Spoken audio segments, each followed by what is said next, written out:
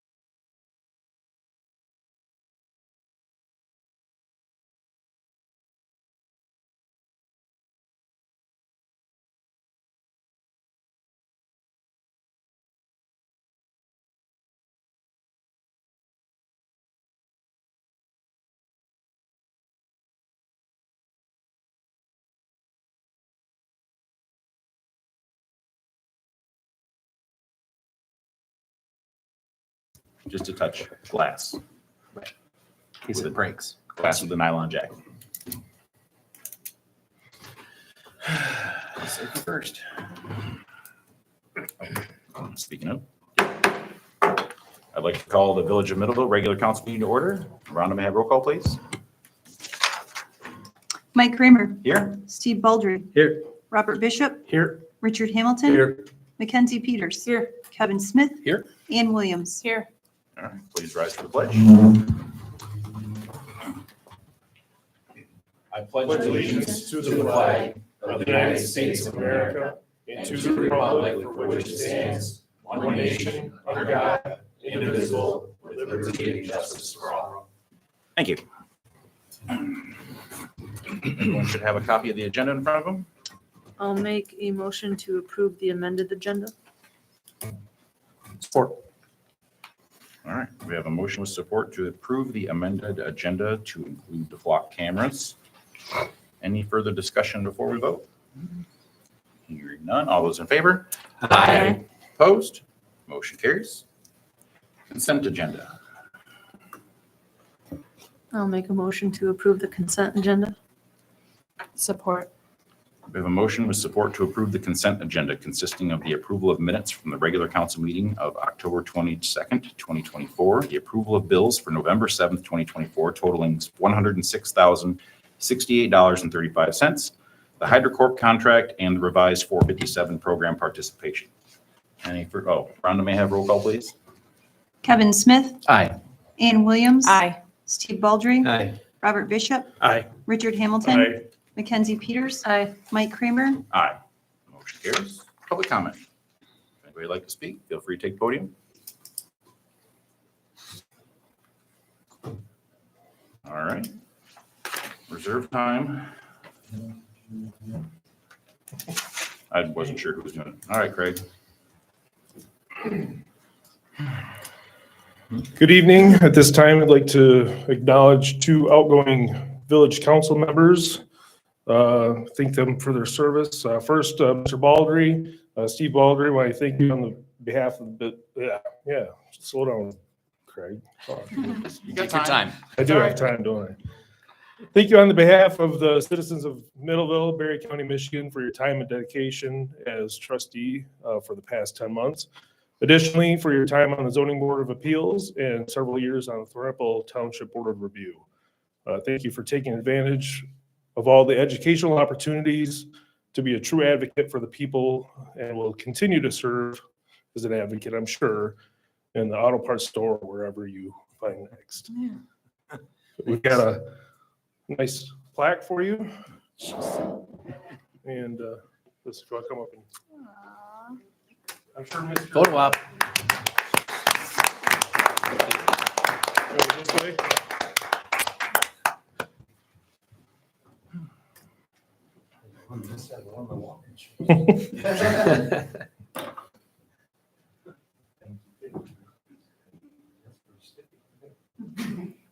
Got it. All right. Yeah, might be one that you know. And secondly, and of course, last but not least, this evening, thank you, Mr. Kramer, Mike Kramer, for giving your time, energy, and talents to the people of Middleville for the past 10 plus years, including but not limited to 8 years as village trustee, 2 years as village president, Downtown Development Authority, Local Development Finance Authority, Library Committee, Planning and Zoning, Little Free Pantry Champion, and fundraising extraordinaire for the American Youth Soccer Organization of Middleville. And on a personal note, I want to thank you for fighting so hard to hire me over 2 years ago, and I wish you all the best as you transition to the other side of the state. And I know you'll continue making your community a great place to live, work, and play. Thank you, Mike. Oh. All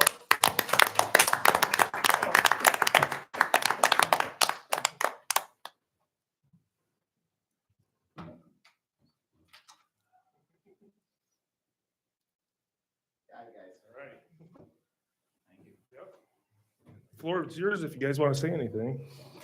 Although I can't tell you that. It's gonna be- Oh, boy. How dare you? Oh, I've had a lot of fights over the past 10 years, but It doesn't feel like you win many, but you were definitely one of them. Well, thank you. All right. Enough of that nonsense. Let's move on. Lions Club, Christmas Parade. Do we have a representative? Yep. Feel free. I'm Karen Nicholson, and I'm with the Middleville Lions Club. And we are proposing to have a Christmas parade on December 14th at 10:30 a.m. And I submitted the permit, and do you have any questions in regards? I guess my question is, how come it's changed from the evening? Wasn't it after the business Thursday and then that Saturday? Yes. Okay. However, just because of the way it fell and there was some other things, and it just worked out that the 14th was a better day for us. We're following the Methodist Church breakfast with Santa. So there's going to be many families in town. So then we're going to lead right into the parade. Okay. So then nothing is going on that Saturday for the Christmas? Correct. Okay. The Right. biggest reason for that was MK. Yeah. Yeah, MK had to get the reindeer scheduled, and that was the only day. So we had to pivot the activity So should we to a move week the earlier. business to that? The business Thursday is in alignment. Right. Right. Okay. It's just that the Methodist Church had already done all the work to get that scheduled for the 14th. Correct. And so it just made more sense to combine, not having a Saturday and Saturday, having the parade with the same time as the Methodist Church. And then are you using a different route? Yeah. That's Yep. right. Well, it's been told that when the parade tries to turn at Church Street, it's always been kind of a debacle and very dangerous. And so and then one year we went on down Grand Rapids Street, and it's very dark at night, but we're going during the day now. So we're going to go past Grand Rapids Street and turn on Keeler, that first road right there. So that way Fremont is still open to go out, and traffic can go State Road, Irving Road to get out. So we're not really blocking everybody. So has that been resolved with the sergeant?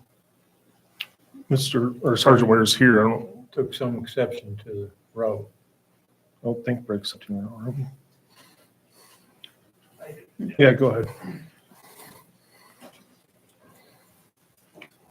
He's going to come share your microphone. People in the internet world want to hear me, so. Yeah. All three of them. So my biggest concern with changing the route, I mean, we put a focus on going back to the old parade route because of safety. Trying to shut down at Grand Rapids Street has been nothing but a headache. Even just trying to turn to Keeler instead of going all the way down to Sheridan, it's a headache trying to shut down Grand Rapids Street. The issues we've been coming across is lack of volunteers, which the last parade they had the volunteers. However, when we were coming through 5 minutes before the parade was supposed to start, the volunteers weren't sure if they were supposed to already be shutting down the roads. So there were some communication issues which need to be addressed. But my biggest concern is just trying to shut down Grand Rapids Street is a big pain. You shut that down, even shutting down at Keeler, there's nowhere for cars to turn around. You're almost stuck shutting all the way down to Irving and Sheridan, which is kind of an issue. So that's my biggest concerns. I love the parade idea. I think keeping it on Church Street's better. If the church is concerned, which is one of the things I heard, is they're concerned about people coming into their lot. There's things that they can do to stop that.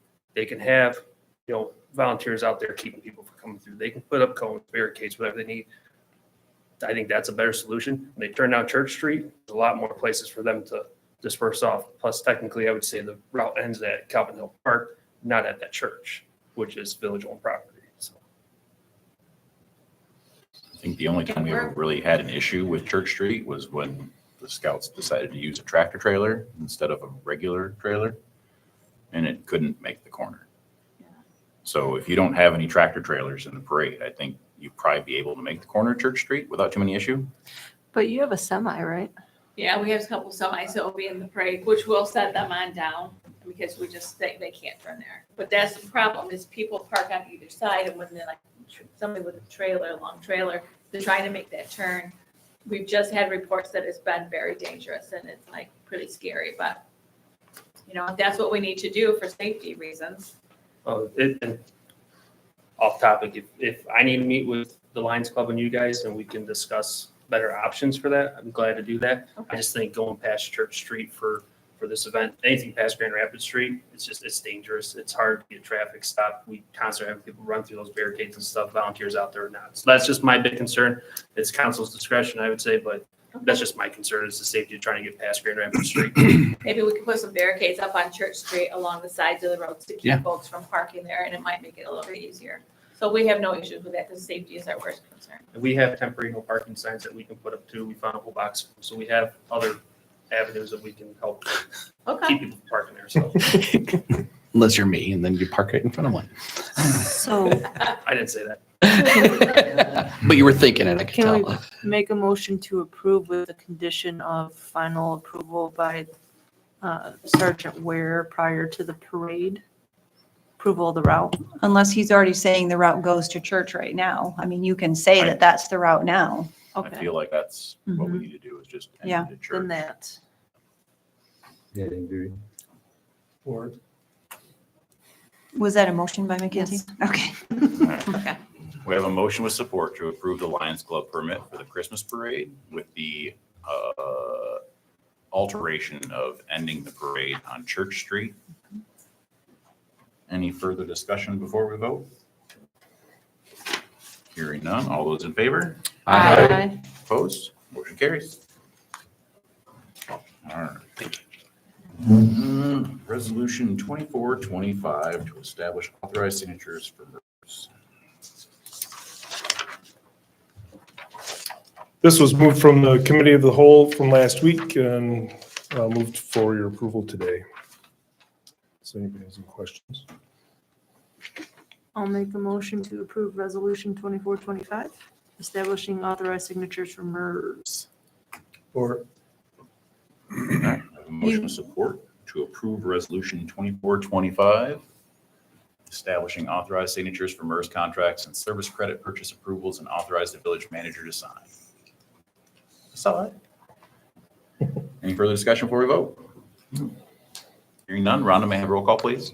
Ann Williams, Aye. Steve Baldry, Aye. Robert Bishop, Aye. Richard Hamilton, Aye. Mackenzie Peters, Aye. Kevin Smith, Aye. Mike Kramer, Aye. Motion carries. And next we have resolution 2426, establishing MERS healthcare savings program. I'll make a motion to approve 2426, establishing MERS healthcare saving program. And you can read the rest. I can't read that. Gotcha. Or We have a motion with support to approve resolution 2426, establishing the MERS healthcare savings program for the village of Biddleville and to authorize the village manager to sign at that time. Any further discussion before we vote? Hearing none. Rhonda, may I have roll call, please? Steve Baldry, Aye. Robert Bishop, Aye. Richard Hamilton, Aye. Mackenzie Peters, Aye. Kevin Smith, Aye. Ann Williams, Aye. Mike Kramer, Aye. Motion carries. All right, so we are on the staff reports. Craig? Yep, so you got my report in front of you. If anybody has any questions about that or anything in addition, we do have one of our newly elected trustees has already taken the Michigan Main Street training. So for those of you who are not done that yet, well, better get on it. So anyway, other than that, if anybody has any questions, I'm here for you. All right. When's the next upcoming newly elected officials training? That is in December 2024. I don't have the exact date, but I think it's like 12th or 13th or something like that. So, but it's on the website and it's in my report, or the website is a report. So, For those that haven't done it, Zoom doesn't do it justice. In-person classes. in person's better. Yeah. Yeah. The in-person one is in December and then the Zoom ones are in January. Yep. All right. Thank you, Craig. Okay. Thank you. Alec?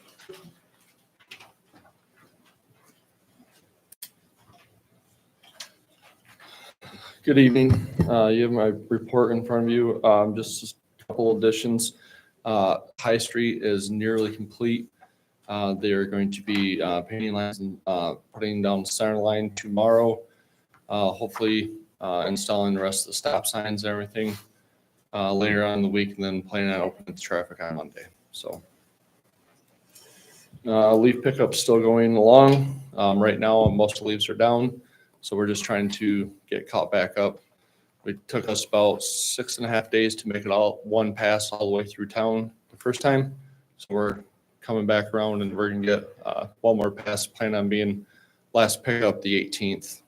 They'll take us about a week or so to get through town and do that. So, any questions for me? Anything? Did we get the speakers fixed downtown? Speakers? Yes, they're in process of getting fixed right now. Yep. They'll be ready for Christmas time.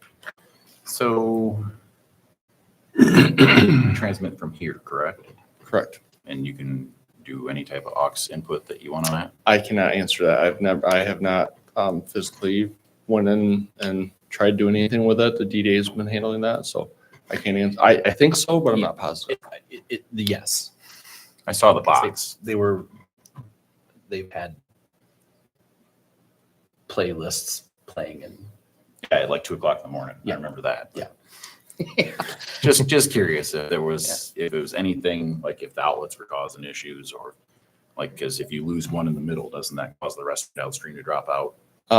So there's there are individual circuits that are on the poles, and I can talk to you a little bit, explain a little more in depth what's going on Well, with it them. was more for the speakers. Once Yeah, circuits are the fixed. the speakers themselves are, to my understanding, are working. It's more of a power issue.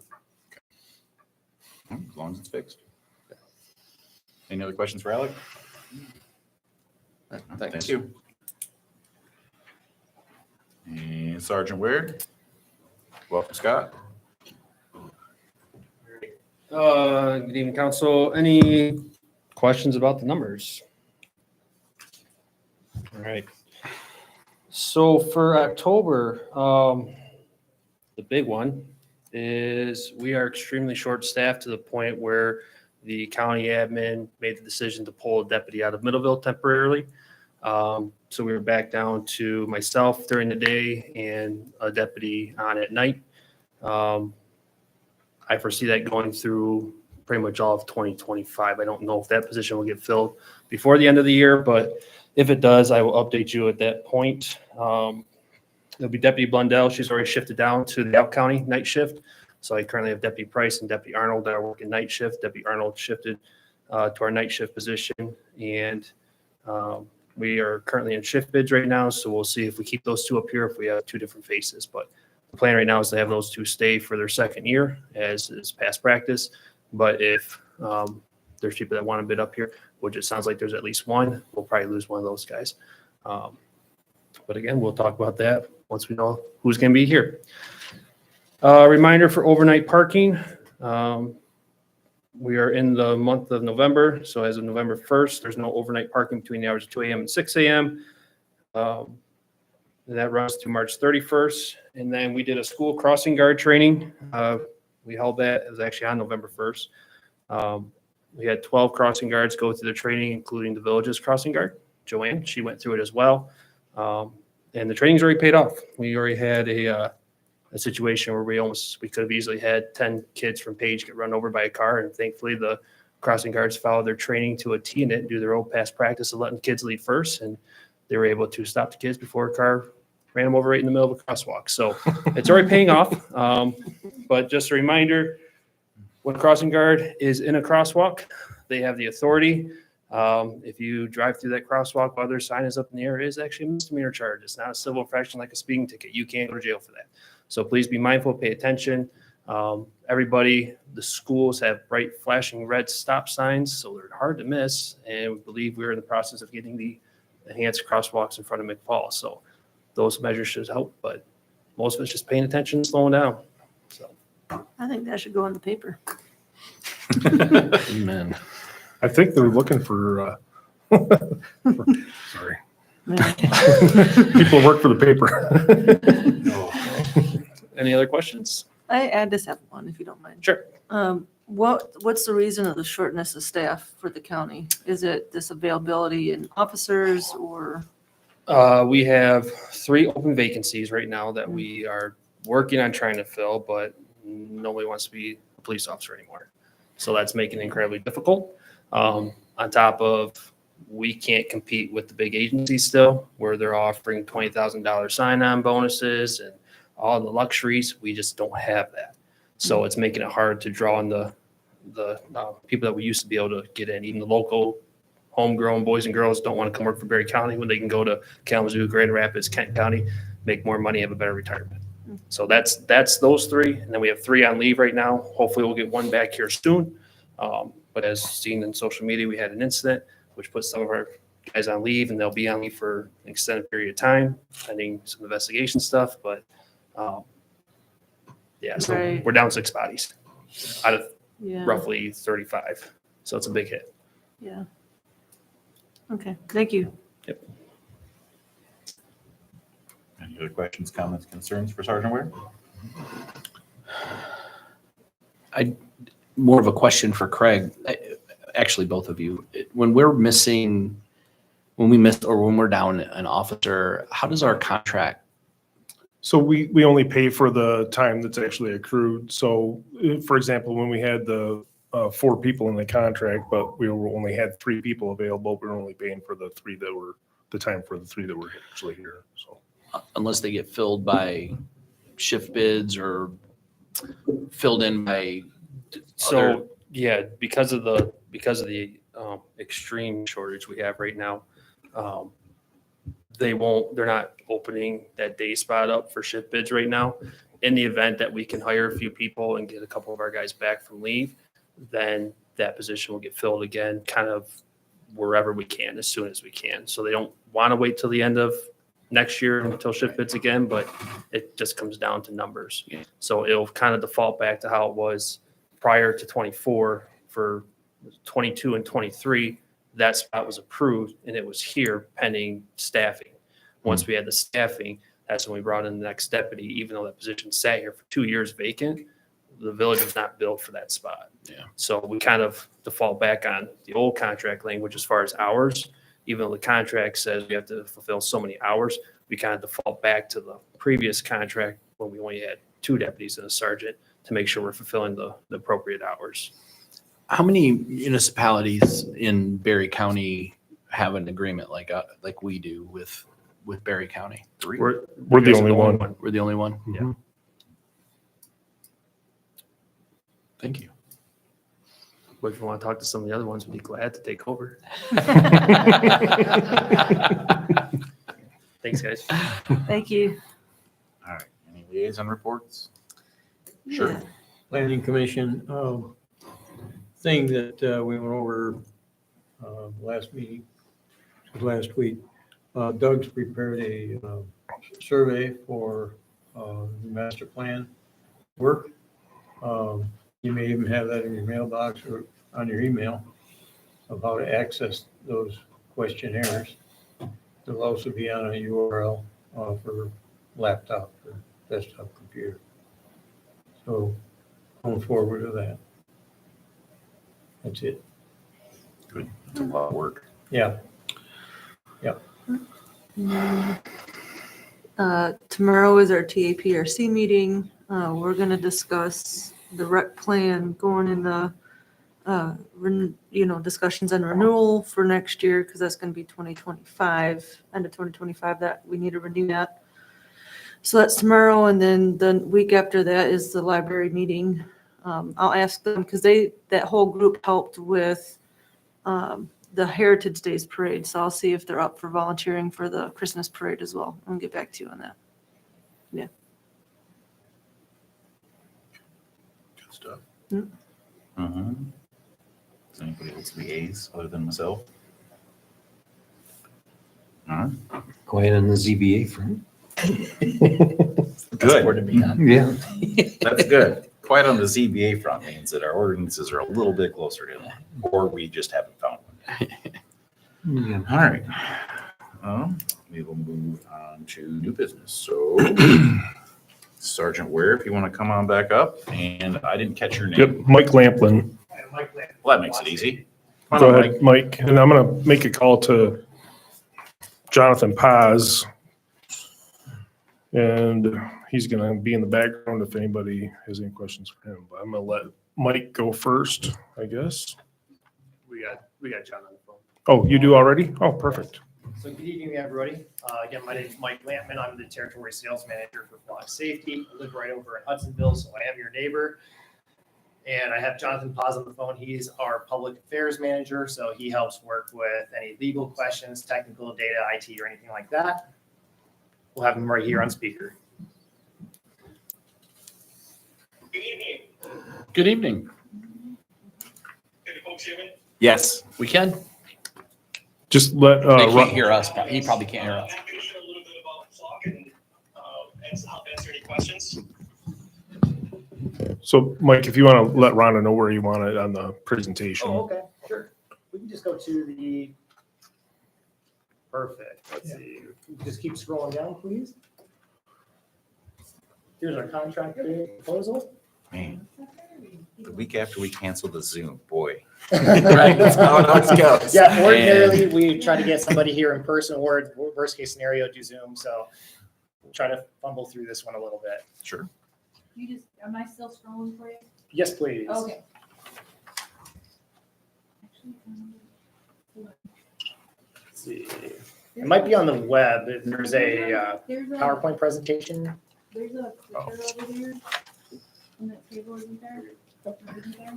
So the packet doesn't have the PowerPoint. I might be able to let you have it. Hang on. She's gotta get it I'll in. try. Is it quick? No? Yep. Oh, let's see, I can get down, but I can't move the arrow here. It might be on one of these windows here. It was a web-based presentation. Oh, I don't. I don't think she opened that one. I don't have that. No, we didn't open it like that. I can share it with you, Mike. So. Let's see. I do have also got a computer with a presentation on it. I can pull up on that. You have to put It would your mouse help. back in. Okay, so what now? I said I do have a computer with a presentation on it. I can pull that up if it would help. No, because then I'd have to unplug all this. Oh, okay. I have everything that you sent with all these locations and stuff like that. Just not in a PowerPoint. So I Okay. can run through it quickly, Mike. We're good. Yeah, does that work for everybody? Yeah, that's fine. This Okay. is fine. We have it in front of us. So Yeah, we're they good. all. Yeah, if he just wants to reference the pages on the PowerPoint he has. I also have a printout that I can hand to you all. You have We it. got it. Yeah, you can hand out the printouts. I can just go through the presentation quickly. Sure. Yep, that'll work, Jonathan. The good old fashioned way.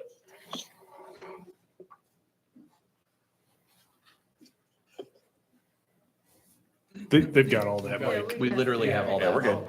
Yep. We're good. All right, ready when you are, Jonathan. Okay, thank you so much. Again, sorry about the technological issues. Again, my name is Jonathan Paz. I'm part of the local government affairs team here at Flock. Just wanted to quickly share a little bit about why we were founded, how we were founded, and the work we do in your community. We were founded actually back in 2017, when our CEO was actually the victim of property crime in his area. There was a series of car break-ins, and at the time he had a doorbell camera, and he thought that would be sufficient enough to help solve that crime. But when he took that evidence to the local police department, he found out he needed the license plate. So he did a little bit of research and found out that license plate reading technology has been around for over 30 years. It's just very expensive. So he developed a prototype that now the best in class, and it doesn't break the bank. We're now over 5,000 communities nationwide, helping solve over 12% of crime, providing real objective evidence to our partners in law enforcement. If you look at slide 4, we have a whole host of products, but they all work similarly. They detect data, right? I call that the haystack. They decode and then they deliver it. So they find the needle in the haystack and give you the information in real time. So let's say, looking at slide 5, that's the Falcon camera. That's what we're talking about. It's a camera that snaps the back of a car. If you look at slide 6, it takes a picture of the back of a car and it takes stock of 2 things. Number 1, the license plate, right? And number 2, the vehicular fingerprint. So it's really just taking a snapshot of the back of a car. It's motion activated, and that our system is connected with the National Crime Information Center, essentially providing your law enforcement agency real-time information if someone's coming in who has a felony warrant associated with their car, maybe it's a stolen vehicle, or maybe there's missing people involved. Amber Alert, Silver Alert, it will provide alerts in under 30 seconds, really. And it's really the best in class technology with that's solar powered. So really quickly, just if you look at slide 7 and slide 8, it shows you how it works. Slide 7 is what it looks like to receive an alert. Slide 8 is what it looks like to search through the system. Because, oftentimes people, when they see crime, let's say a stolen vehicle, sometimes people don't get the license plate, but they know enough about the vehicle to be able to describe it. And that alone is sufficient enough information to create real serious leads. Going into slide 9, I just wanted to take a moment to share about what this is not. This technology is not really facial recognition. It's not meant to collect sensitive information about individuals. We focus on cars, and that's the information that we're able to capture. And the data is deleted after 30 days. So if any data that's collected over time is not being used actively in a criminal investigation, it will be deleted, and that's hard deleted. And then just jumping through, again, I apologize for not being able to be there in person, but I just wanted to share really quickly on slide 12. We do have accountability mechanisms behind this technology. Someone can't just go into the system and peruse through, the system. You actually have to have a search reason and a case number associated with some kind of criminal investigation. And there is an indefinitely available audit trail. So if anyone goes in the system, it can be audited. And I just lastly wanted to share a little bit about how we protect your data. And I say your data because the data belongs to you, but we help store it, secure it, make sure that it's in the best protected data storage system. It's called an AWS cloud, and it's not connected to any third-party database, meaning if, let's say, the DMV gets hacked, you're not getting hacked, your data is secure. And just to close out, we do have a transparency portal, slide 13, that shows, you can actually publicize your policy. You can publicize to the public what this technology is and what it's being used for, what it's not being used for, just to, have some transparency with the public, letting them know this is a tool in the toolbox, and it will make sure that folks are safer. So lastly, just if you look through slide 16 to 19, those are some case studies that we've had some success in Michigan. And we are in over 125 law enforcement agencies. And we've had some success, solve a fatal hit and run investigation in Flint, slide 18, a different one in Van Buren Township. Just really been able to expeditiously help solve crime while making sure that law enforcement has real-time data in real time. So sorry for going too long. I'm happy to help answer questions here. I have a quick question. Sure. You said you have to have a case number in order for police to get into the system or maintain or record the information. How long does it take to get a case number? Is that instant for you or? Yeah, it's instant. The minute we get sent to a call, on our Okay. CAD screen, we put a little button that says create case and it gets us a number. So Okay. less than a second if we need to. All right. And so for that, the number doesn't register with the Flock system right away, right? So it would, it would ping to that case, or how does that interface work between? They're separate interfaces. Okay. But, we say we need a case number, us getting the case numbers is instantaneous. So, for example, the other day when Loco got broke into again, we instantaneously can pull a number with Yeah. Flock cameras. We would have been able to track that car going north. And the Kent Yeah. County notified Kent County would have hit up their Flock system. Mhm. They would be able to track that car when there's hundreds of cameras that make up in Kent County. Right. Not quite that much, but there are a lot in Kent County where we would be able to basically track that car through essentially AI technology, and we would be able to prevent them from breaking into the Cedar Springs dispensary. So it's fairly quick turnaround from instigation of case number through getting the information to you. So exchange of info. Correct. So by putting the case number in, that's what tracks it and how we have accountability inside the system. So they are independent. Okay. Thank you. Certainly. Mr. President, if you don't mind. Yeah. admissibility in court, I mean, obviously there's a lot to this, right? It's one thing, I mean, I appreciate secure data storage and I appreciate that there's an audit trail. How closed loop is that? How ironclad is that evidence when you're presenting it? Are there, you know, I'm not asking you to open the kimono here, but is there anything that we need to know going into this where we may have to take an additional step to prevent any unforeseen situation where this may not be admissible if we're prosecuting somebody? And just give me a layout as to why that would never happen, and has it ever happened? Jonathan, did you hear the question? Yeah, I heard the question. I think two things. Number one, we have existing case law in the state of Michigan where this is seen as admissible evidence, not requiring a warrant. So there's, this has been a well and tried investigative tool that has been backed in case law across Michigan. We've had no issues there. And I think just to get the sense of your question, typically, what we believe is that this particular technology is consistent with, balancing that reality of privacy in the sense that, cars are in public territory, meaning your license plate is public information. So we haven't had any issues, particularly when it comes to privacy, speaking to that reality of, any questions around admissibility in a criminal investigation in a courtroom. Is it advisable for us? I'm sorry, go ahead. Go ahead if you have a question. Yeah, I see this as basically a starting point. If somebody else could be driving that same car that wasn't involved in the, it's just, you get started. It's just the car belongs to somebody, so there's a criminal somewhere.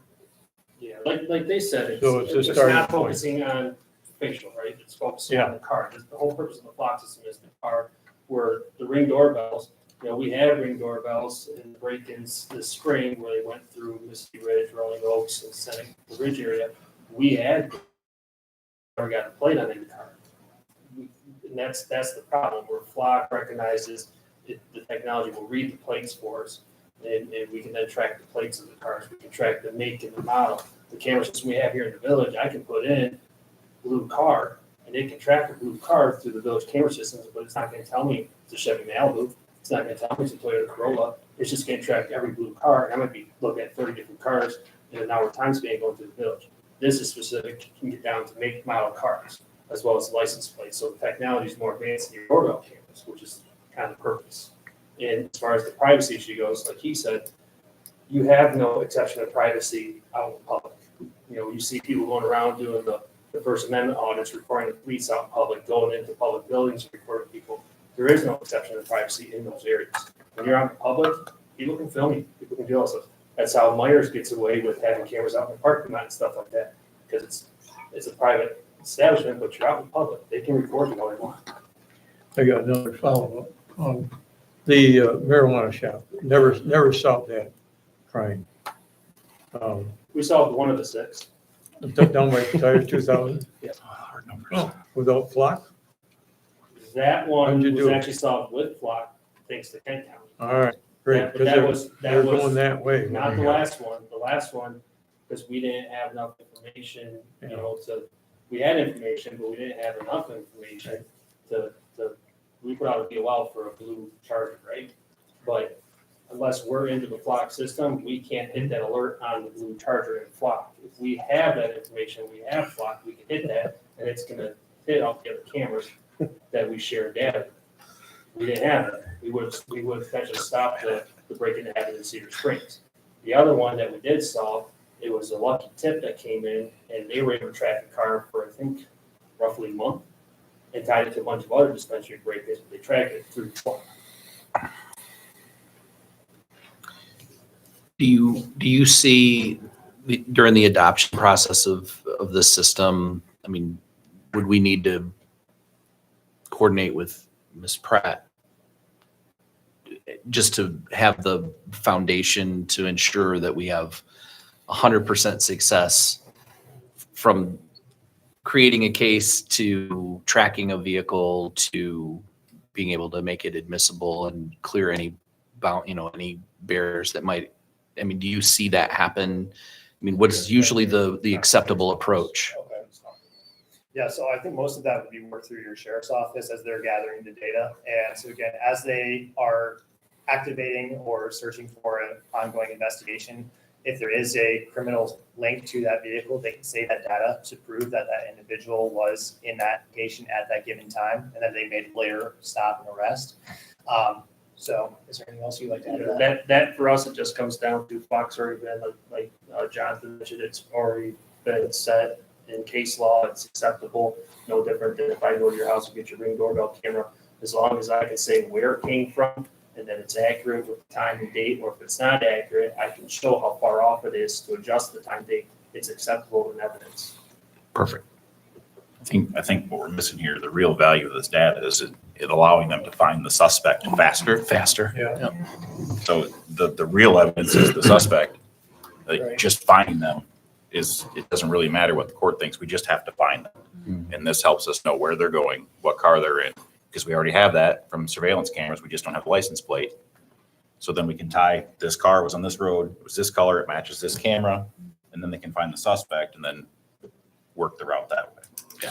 Well, I mean, it's almost a no-brainer. I mean, we're talking about shortages in staffing around the county. We're looking at that. We're looking at out of 6 BOCO break-ins, I understand, or 6 dispensary break-ins. Only 1 was solved, and that was for the use of Flock.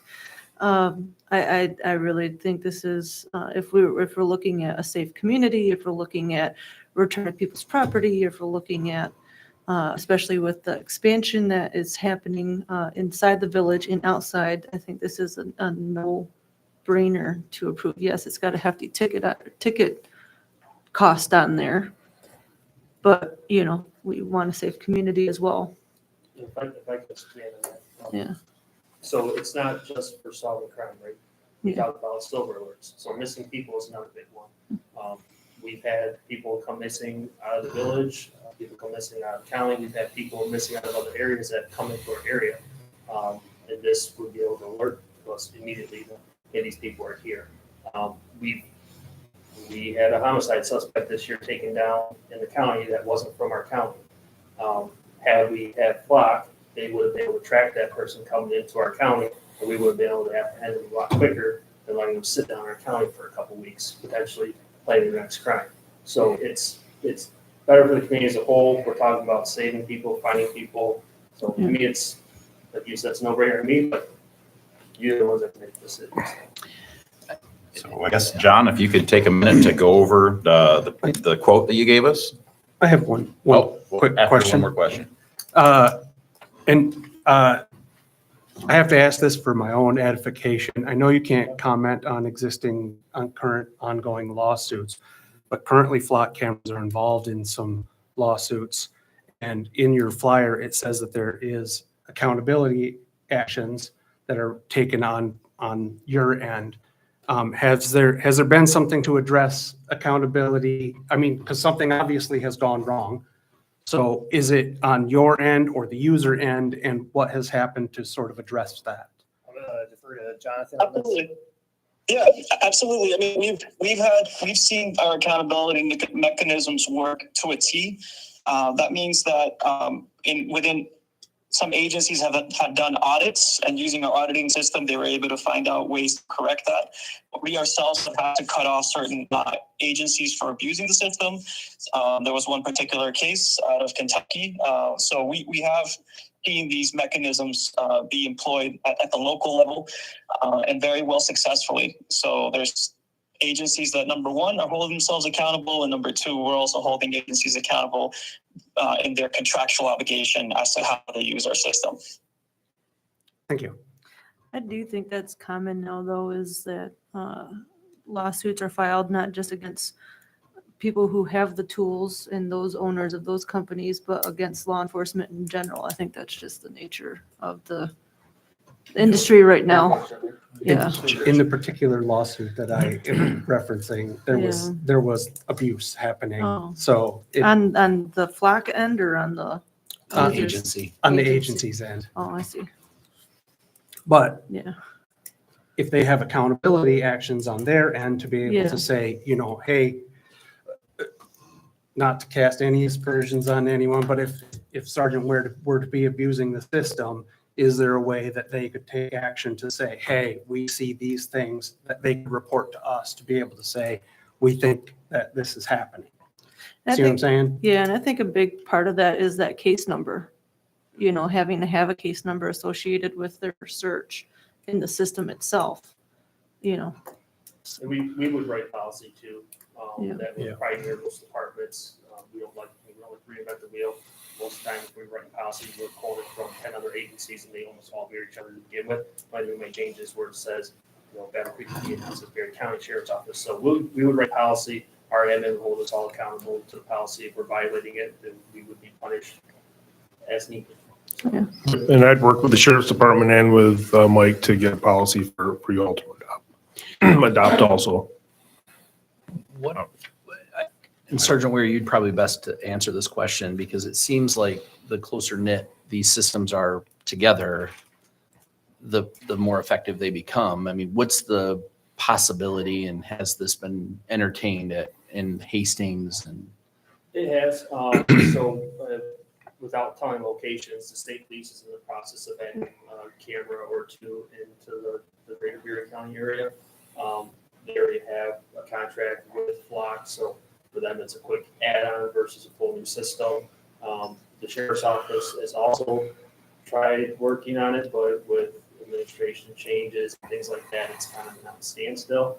So it's an eventual, it's just changing of the guard type thing, and both at the county admin level and our own sheriff's office, currently some admin changes. So there's other things they're trying to work through before they start focusing on this. My closing statement is I think this stuff doesn't need to be sold. It sells itself. When it comes to protecting our community, it's a high priority for the residents of this village to remain safe. As we've grown, so has the incidences that have occurred, that whether they're car break-ins or business break-ins. We're a transient town. I mean, Sergeant Ware, you mentioned that frequently. This is not a destination. It's usually what they're passing through, and this is a perfect tool to address just that. So, this had my full support 5 minutes after I saw it. So, Yeah. Well, in fact, that safety factor was number 2 or 3 on our chart. Yeah. After housing, with that strategy session we had with community members. Yep, for sure. Solid segue to get it back on track. So John, if you want to run through the quote with us.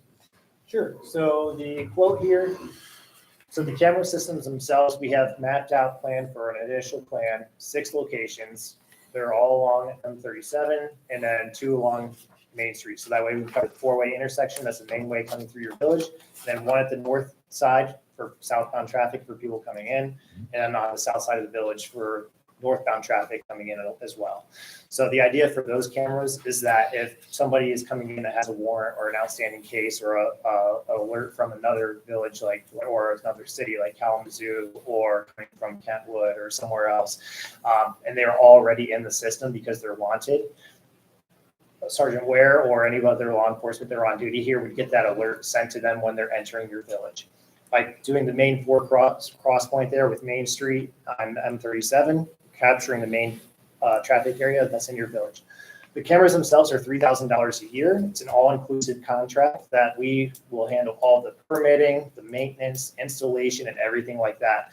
There's a small installation fee that we quoted $650 for. We did give a substantial discount for the MASH-tested DOT poles, which are required by Michigan Department of Transportation along M37. So they're special crash test poles. We discounted those. So there's a one-time installation fee of $650 per camera for the 6 locations, and then so it'd be $18,000 annual for the contract. Now, should this, well, I'm not gonna say should this work, when this works, next year, if we want to expand coverage, what's that look like for you guys? Because you're doing the installation, which is a huge thing for us because we can't find people to install stuff. So if we wanted to add, east and west borders.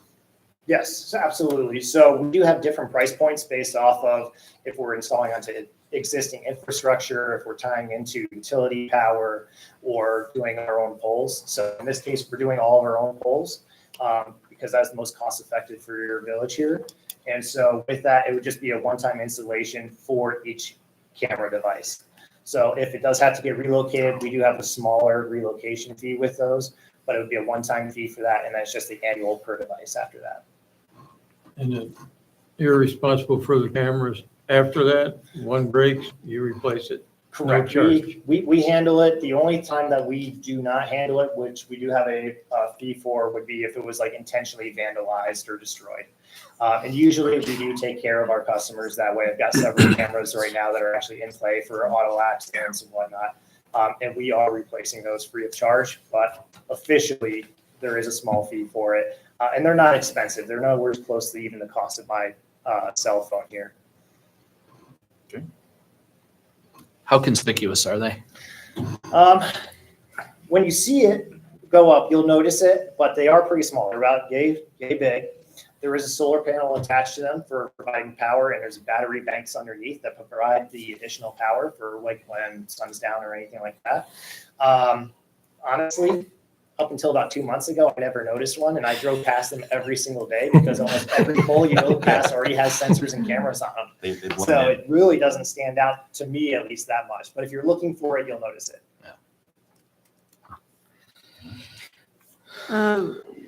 Looking at your plot points, I know Whitneyville is heavily traveled outside M37 just because it is M37 is becoming a major congestion bottleneck, especially on commuting hours. I guess I'm more curious why we wouldn't select a Crane in Whitneyville or a Maine and Whitneyville location as well for now for installation. Points. Yeah. And what it came down to was a starting package. Okay. On the 6 cameras, 'cause that was the minimum, I believe, was 6 to get started. Correct. So we picked the 6 most crucial points to us. Yeah, Whitneyville's heavily trafficked, so is, Bender. Yeah, I have that one. However, too. when it comes to the vast majority of the cut-through people that aren't familiar with the area, they're not coming off 30, they're not gonna jet off 37, they're gonna stay on 37 and cut through. Okay. So that's why we picked those points to begin with. Yeah, ultimately, it'd be great to have, one up at the Whitneyville Crane, one at Bender and Meade, one at, even Bender at the, possibly at the south limits, one on Irving and Sheridan and Main Street, that area. It just, the more cameras we had, obviously, the more the initial cost is. Yeah. So we were just trying to focus on Hot spots. basic package, the most crucial points, where the 4 corner of the main intersection there would capture probably 75% of anything we're looking for. Fair. Okay. How about agency reciprocity? So you mentioned Kent, you mentioned other municipalities. We know Ionia has it. Yeah. How, is there interconnectivity or can you voluntarily work Yes, you with each can other? voluntarily share that information. So because Where they would you have do access? own your own data, so it would be up to you all whether you want to share it with the other agencies in your area. Including access to the cameras? So don't have access to your cameras, but they do have ability to receive alerts. Alerts, I see, okay. That's pretty much statewide, that's what everybody pretty much does, so. Yeah. If you're looking for something and alerts on camera, you can get it right away. Got it.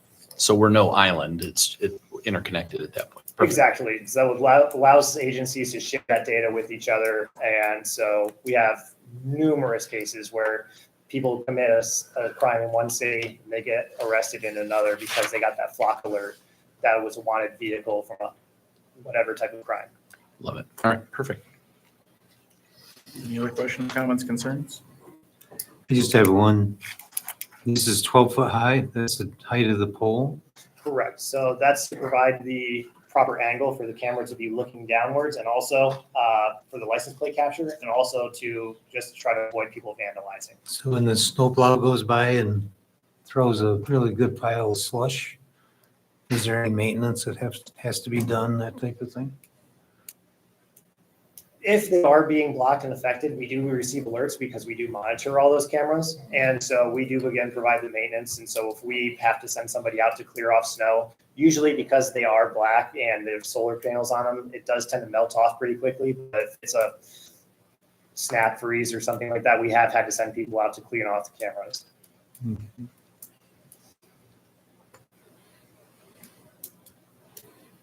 Any other questions? And if you notice, I misquoted the actual annual price in the memo. So it's actually startup is 21,900 and then it'd be 18,000 recurring every year after that. As opposed to the 40,000 annually, which I put in there as I was typing that out before I ran off to a meeting. Well, I appreciate you putting that, well, putting the rest of it together on short notice. So I would like to make the motion to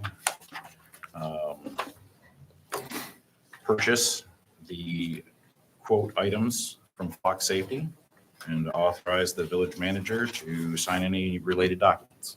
Support. All right, we have a motion with support to do what I just said, purchase the Flock system and have the manager sign the documents. Any further discussion before we vote? Hearing none. Rhonda, may I have roll call, please? Robert Bishop, Aye. Richard Hamilton, Aye. Mackenzie Peters, Aye. Kevin Smith, Aye. Ann Williams. Aye. Steve Baldry, Aye. Mike Kramer. Aye. Motion carries. Thank you, gentlemen. Thank you. Thank Thanks. you all. Look forward to Sorry working for with the you. being awkward. Not in any way. Yeah, thank you. Thanks, Mike. We'll talk to you soon. Yep. Me too. So, All right. So now we have an open seat on the Housing Commission and we have Susan Reitman that has applied for it. Sue, would you like to come up and read? Reitman.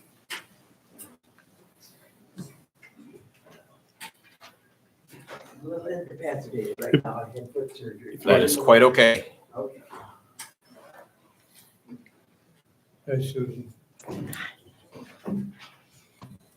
My name is Susan Ryman. I have put an application to work, to be on the board over there at Lincoln Meadows. I'm of age, a lot of those people over there. I know a lot of them, and I really care about our senior citizens. I'll make a motion to approve the appointment of Susan Reitman to the to the Housing Commission. Support. We have a motion with support to appoint Susan to the Housing Commission. Any further discussion before we vote? Yeah, she serves You, fine meal at Octogenarian Club. make sure you reference that term ending for me in your motion.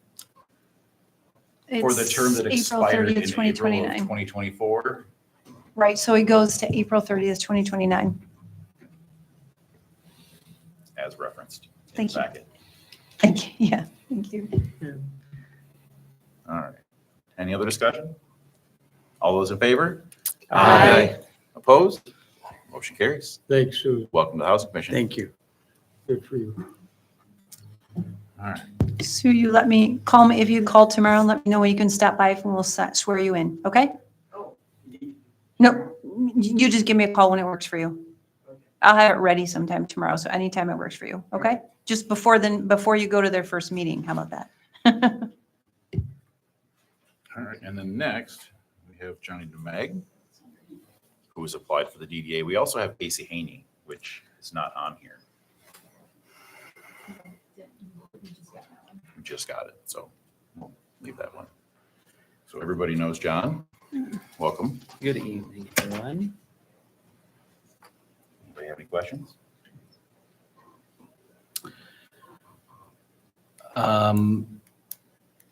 Probably not a lot of questions other than a few comments. I appreciate the application.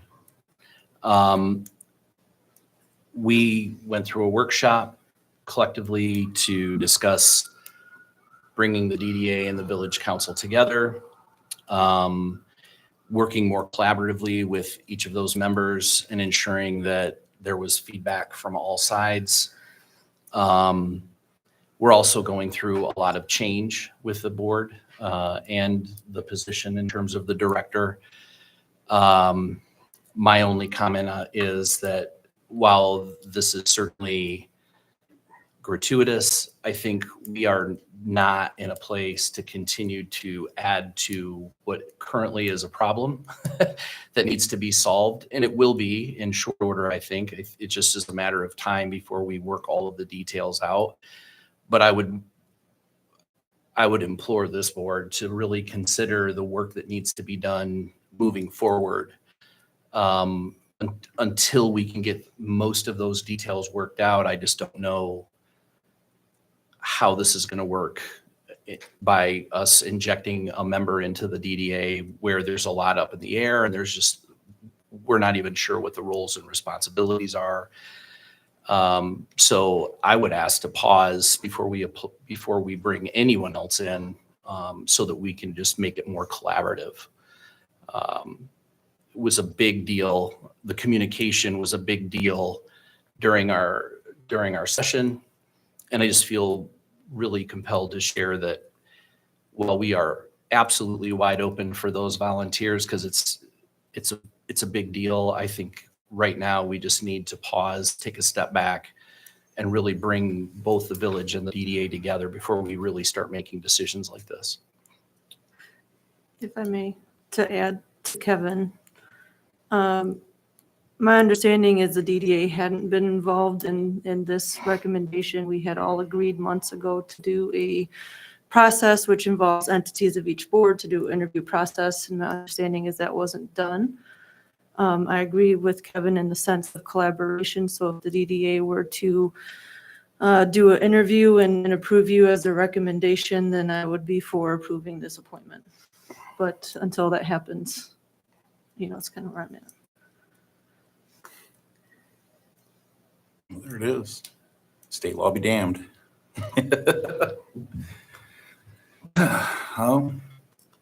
Anybody else?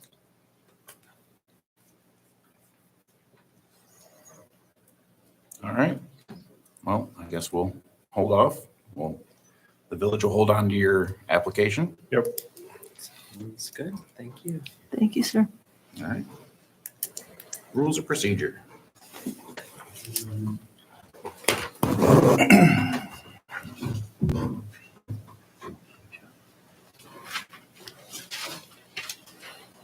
In front of you, you have the red line version of the rules of procedure that you moved from the committee of the whole last week, essentially eliminating the committee of the whole for 2025 and moving forward, and also with some other edits that the attorney saw fit to include in there. Any questions? It's a very clear copy. It's a tough one. I know. I apologize. I mean, we discussed this. We did, At yes. length. Yeah. There really is not much change on there. All, like Craig says, it's the MCAL and just cleaning up some verbiage. Yeah.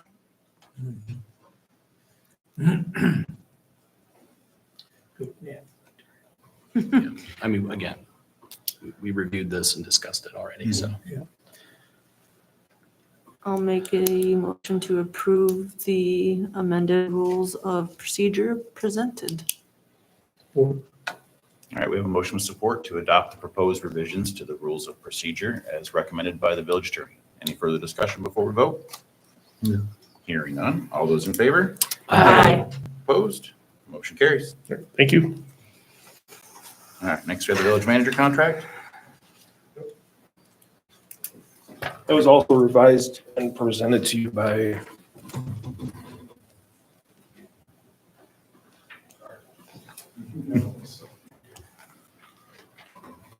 also have a red line version from our village attorney for your consideration, based on recommendation by the president and president pro tem.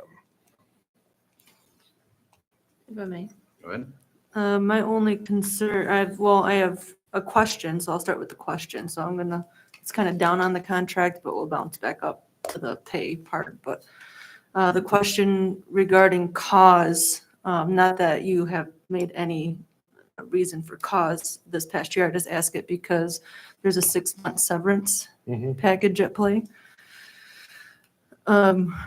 If found to be terminated without cause, that's outlined. The other ones are self-explanatory, except for one, which is insubordination.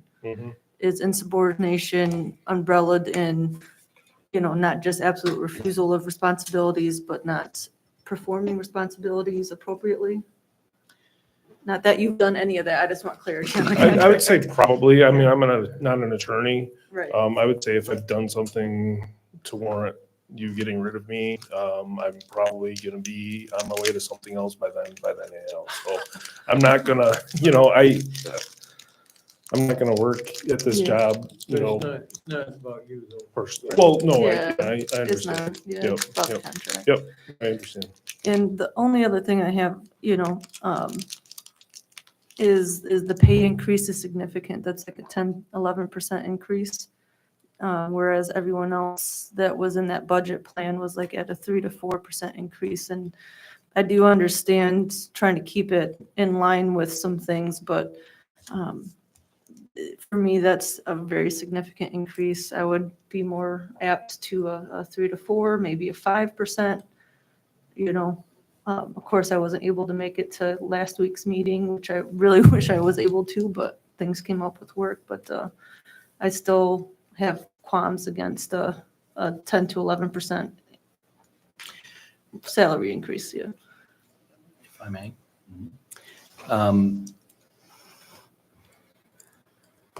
I agree. So I'll lead with that.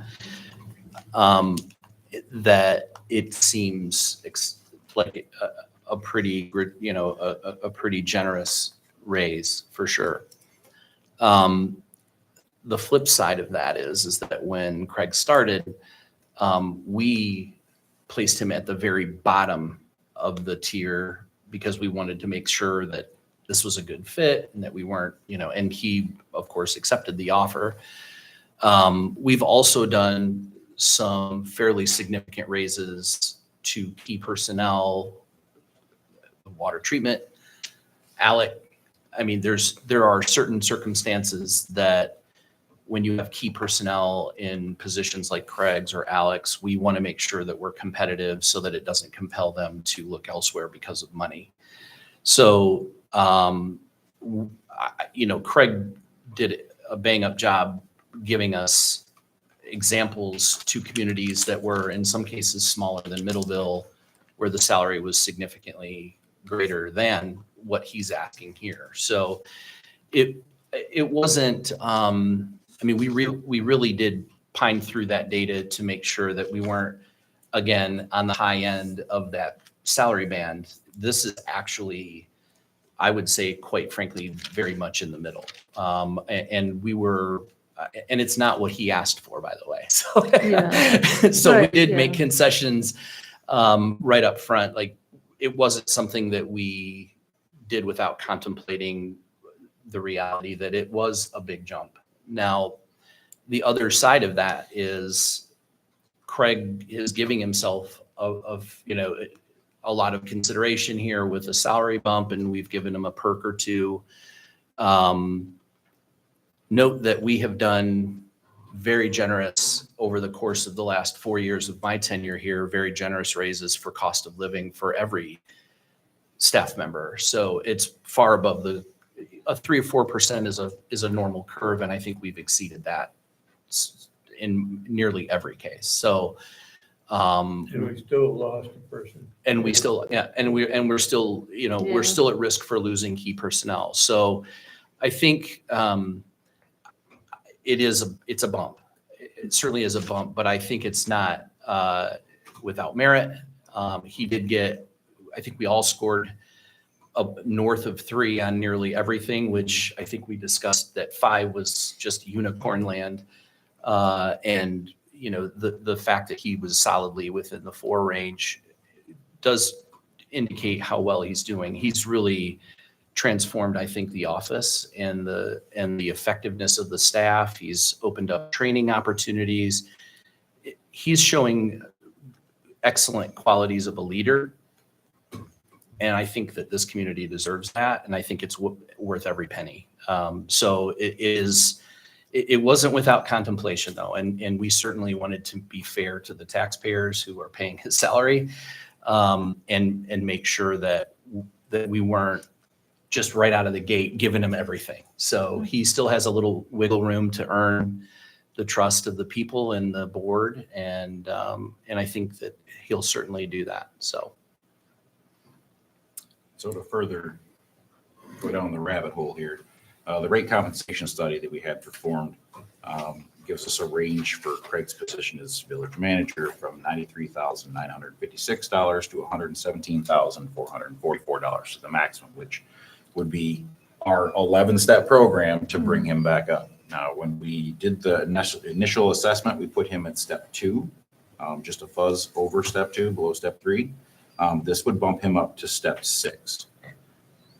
So there's still room based on the compensation study that we had conducted for advancement before we're caught up to everybody else. Yeah. But he's right. The revenue you've brought in more than makes up for the compensation that we're paying out. Yeah. Yes, sir. Mr. President, For now. I read this contract last year and the year before. I think it still has this thing in here on paragraph 4.7 about including 2022. Oh, It's kind of obsolete. I brought it up last year, still there. That's my comment. I read the whole thing, Craig. thank you. What page is that on? Well, it's paragraph 4.7. 4.7, referencing 20. The last sentence, it says including 2022. Oh, 4 point, got it. Oh, See, yeah. right there. Yep, Whoop. Right, arrow down there. I'll get that fixed before I have Okay, thank you. Mr. Kramer sign it, as long as it's approved. with the promise of the I have one more question. sure. How much do you actually spend in gas a month? Because it seems like $300 is low. Actually spending gas for business expenses, I don't know. Well, we just pay on mileage. We don't Yeah. pay on Yeah. fuel. Yeah. Right. There's My- mileage every month because Craig is well trained. Right. My per diem checks run anywhere from 120 to, if I'm going to Mackinac, 600 a month, whatever, but Yeah. it's not that, So that's kind of like the average. yeah, I would Okay. say so. You take a straight line to work. Right, I do take a straight line to work. So rather than continue to approve mileage and have Craig track the mileage, this contract allows us to just give him a vehicle allowance, and then he takes care of everything else, Okay, I'm okay with that. which I can't believe you purchased a Charger. I But love this that car. makes it Craig's Yeah. problem, but not ours. Yeah, right. In every way. I In did every not way. buy an economical vehicle, I will say that, Yeah. but I love it. Congratulations. Thank you. All right, any further discussion before we vote? I have one. Sure. I think the raise is well justified to him. As a 26-year resident of this village, I'm tired of village managers that come, and a year later they go. 2 years later, another one goes. And it seems like we train people to go to Battle Creek and Grand Rapids and all over the place. There's a certain value of having a hometown village manager. And I want to make sure that he's well appreciated and stays here. So I believe that the raise is well justified. He's done a phenomenal job. Look at the grants and stuff that he's got, managed the Dearborn and High Street and all the rest of them. He's well deserved of it. Yeah, Mr. President. Sure. The biggest mistake I made was to stand up here in public and talk against him because of his inexperience. That's the biggest mistake I've made. He's a fine young man, doing a great job. He's got a good mother. She's a kindergarten teacher for my kids. I hope you buy her a big Christmas gift. Yeah, she's pretty cool. You have an unrelenting talent for bringing family members into these discussions, you know? They're sorry to leave, right? I mean, my personal favorite was when the scouts came in. Oh. You mean Randy? Yeah, we don't. Sorry, Randy. Any further discussion before we vote? No one made a motion yet, I don't think. If they did, Oh, I didn't yeah. write it down. Well, then I Mr. will, oh, go ahead. Have it. Mr. President, I'd like to approve the updated contract with Mr. Craig Stolzenberg and authorize you to sign it. I will support that as long as we fix reference 4.5. Yep, we will do that. 4.7 on yours, 4.5 on his. Oh, Yeah. All right. Motion with support. Any further discussion before we vote? Got ahead of the cart there. Hearing none. I guess we're spending money. Rhonda, may I have a roll call, please? Richard Hamilton, Aye. Mackenzie Peters, Aye. Kevin Smith, Aye. Ann Williams. Aye. Steve Baldry, Aye. Robert Bishop, Aye. Mike Kramer. Aye. Thank you very much, and it's absolutely my pleasure to serve my hometown, so I appreciate that. Thank you. All right. Moving on. Everyone should have the draft minutes from the Planning Commission meeting from November 6th, 2024. Included in your packet are informational items and correspondence from Craig McCarthy, the Early Childhood Center, McFall, and the Berry County United Way. We're down to final public comment. If anybody would like to speak? Hearing none. Final council comment? Yeah. Sergeant Ware. Was that car you guys found, that Charger, was that anything related to the one I reported to you that I saw at Tire 2000? It was a Charger. Don't believe so. Was not mine for the record. That was a significant time gap, so, because that was, yeah, I don't believe so. Okay. Anything else? All right. I'll go next. I want to thank Steve for his last 10 months on this board.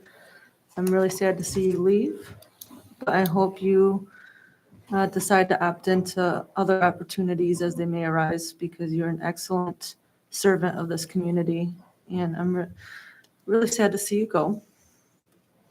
And then Mike, you and I have a very complicated relationship. We agree, we disagree, we're both passionate, we butt heads, but we also have agreed on serving this community, and I think you do it well and full-hearted and have a servant's heart, and I'm sad to see you go.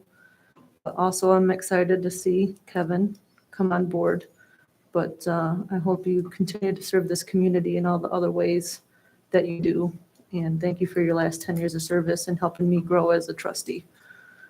And then Kevin, congratulations. Thank you. I wish the other two newcomers were here today so I could congratulate them on their incoming appointments. And I look forward to seeing them at our next meeting. And then congratulations, Robert, on your reelection. Well, election, Yeah. your initial one. And that's all I have. Thank you. Bob? See, you are a crusty old man. I am.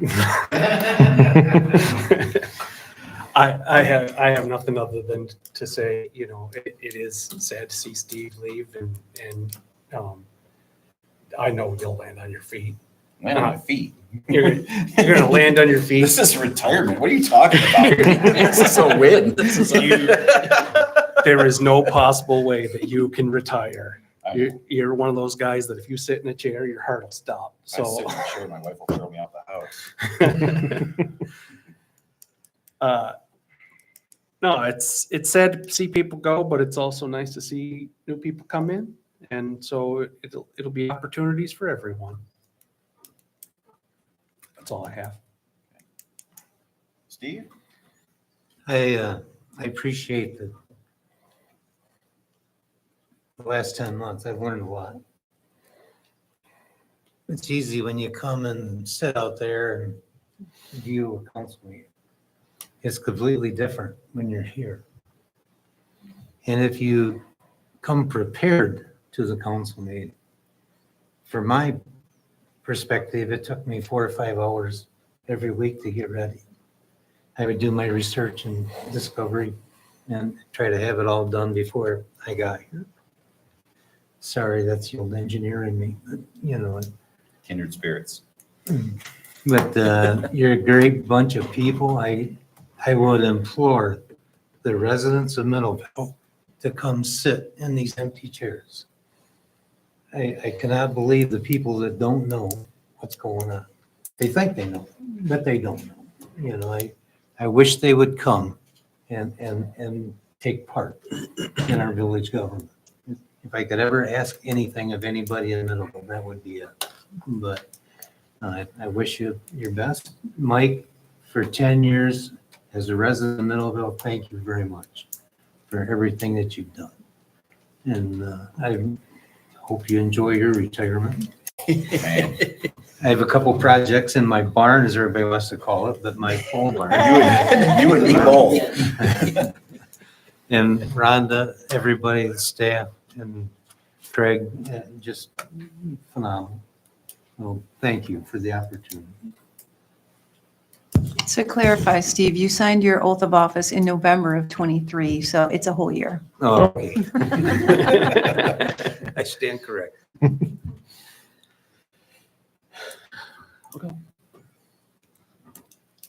Me? I'm What'd you say? No, I'm going. Oh, okay, go. Mike and Steve, I don't want to sound like a broken record, so all the well wishing for sure. Both of you are really you're pillars in the community, and your ability to serve is and do it effectively is impressive. I remember my first day on council. It's terrifying when you're really unsure of the position and what's required of you, and just seeing Mike so at ease and just doing his thing, thundering away when he doesn't agree, and being very compassionate and empathetic when he does agree, and really asks hard questions. And you can tell that he just has a depth of knowledge about how this village works. I can say the same thing about Steve. With all the training that you've done in the last 12 months, it's pretty impressive. And you know, it's always great to hear as we continue to try to make ourselves better through education, and you certainly are the example to follow. There is no question about it. So thank you again for your service. They're big shoes to fill, and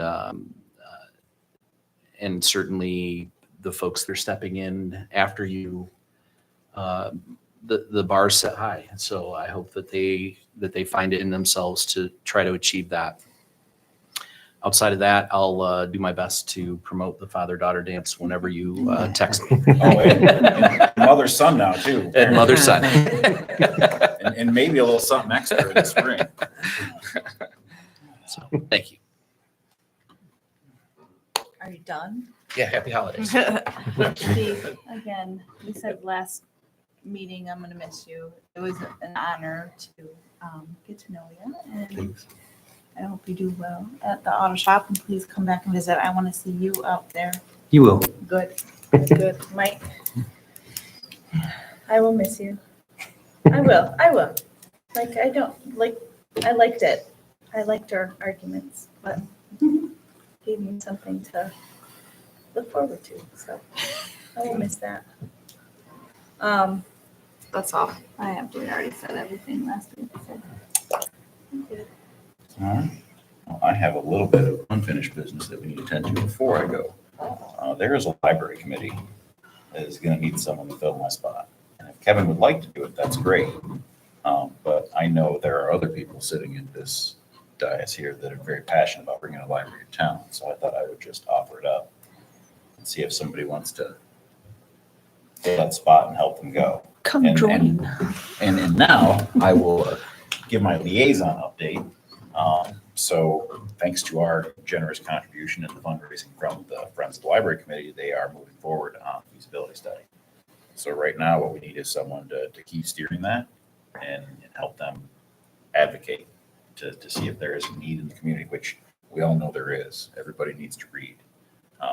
For me, sitting in that awful, terrible library with the sunken in center section and orange carpet from the 70s. I miss that. And you never really understand how much you miss that until you have one that sits there and it's half the size and you can't get into it half the time. So we definitely need a library. But we need that study to show that. And then we can all take Mark's legal update and learn about how we fund our capital improvement projects and all sorts of various ways we can do that, because there's a lot of great information in that too. So would anybody like to sit on that? You're looking at me. What days are they? It's once a month. It's every third Wednesday, and I'm there too, so it helps to have another council person there just in case things come up. Well, I know that when we originally brought that up, you expressed interest. I did. So Yes. I thought I would, I will take that. there you go. And then, other than that, since I'm not coming down here on Tuesdays, I will be looking for someone to take over my lease on the Little Free Pantry. So if anybody in the community would like to do that, I will be happy to sign that over. Very much to it. Just show up and make sure the door closes. I'll do it. I can do it, Mike. It's literally written right here. I was going to ask you after the meeting what was happening with that. I said, as long as we can find somebody, I won't take her down. I'm happy to leave it there. Because, we done paid for that. I don't even know. It wasn't very much in materials and it's paid for. So by all means, keep it. I already done the hard work of moving it for a building that didn't go up. So you know what? It's moved. It's good. It's not going anywhere.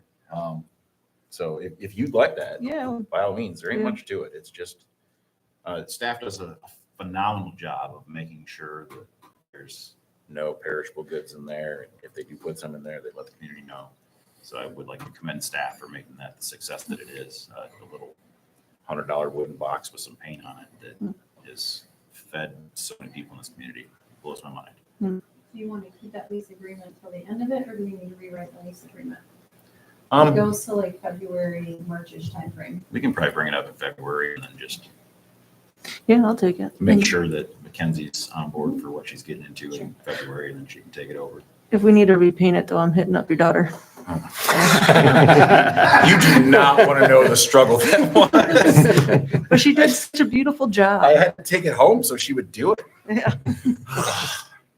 Other than that, it's been my pleasure serving the community. Never meant to get into politics. I mean, I'm on this board because someone told me I couldn't keep my ORB in the side yard. So, yeah. Thanks to the community that voted for me. Best of luck to Kevin and everybody else coming on. It seems difficult, but I'm not making this look easy. It's really easy. It's not difficult. I don't know. Digging your heels in the sand on stuff you believe in is the biggest thing. I mean, if you're going to do that, just make sure you read and research your opinion and research the counterpoints, because showing up prepared is the best way to serve your community, knowing what you're talking about.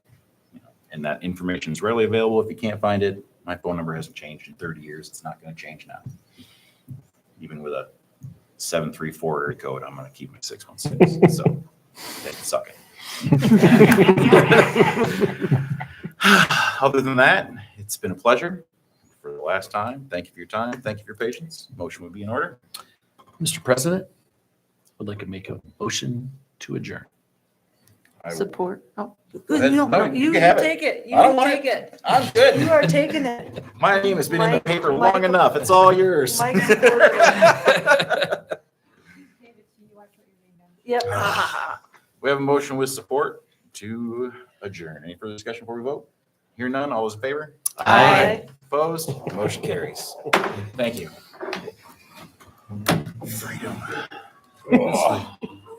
Freedom nothing. Someone's gonna wrangle you into doing something else. No, they ain't. Oh, I don't believe that for a minute. You're gonna find some way to